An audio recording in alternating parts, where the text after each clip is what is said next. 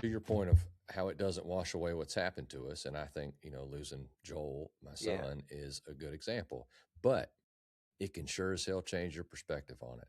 that's And my that is point. such a massive shift. If you're listening and dealing with some hard shit, when you can get to this point where your perspective is altered, it is overwhelmingly healing.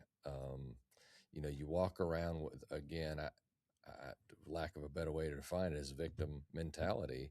And I think in It the feels world that of way. well, and in the world of rules, I could be considered definitely the victim's family, if not a victim as the father. So, Yeah, yeah. you know, It's there, like we're there's victimized. It's like we and you are are a victim. being Yes, victimized by this environment, by how hard it is, by how heavy and yes, but this you don't experience is not for the live faint of heart.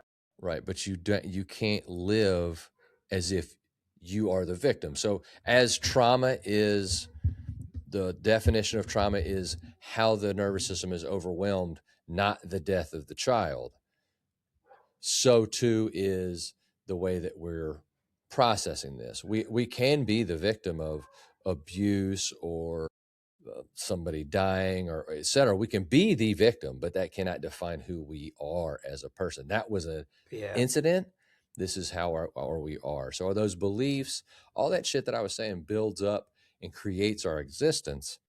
To your point, when the water begins to come out, we get to see, oh, well, that shouldn't be shaping my existence. That shouldn't be telling me what I feel right now. Well, and more specifically, what starts to happen is it starts to wash away the idea that the pain is personal. Or permanent. But yeah, amen to that. But you see, when we Mm-hmm. have No, I this, get it. when our nervous systems are chronically in a sympathetically activated state, survival mode, it creates a sense that we're separate from everything in the whole world. That we're this little separate island running, walking, and and and that is excruciatingly painful for us. It's devastating. It's not something that we're actually super well, we're not generally familiar with it that much at all as a whole, right? And and so because we feel separate and isolated and unique in a distorted way. And what happens within all our healing processes, if it's healing, it starts to help us see that this is what we all go through. Not the exacts, not everybody, obviously, not everybody's lost a child or been abused but fuck everybody, if you get in Deals with touch some with it, shit. knows what suffering is. Mm-hmm. Everybody is suffering.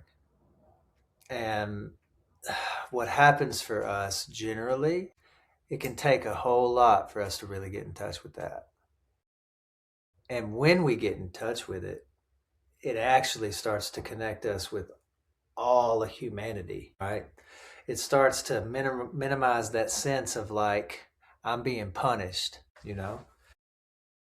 which is really weird. It's sort of paradoxical. It's not like we're all being punished. It's not like that. It's, oh, we're all here doing this together, and it's brutal.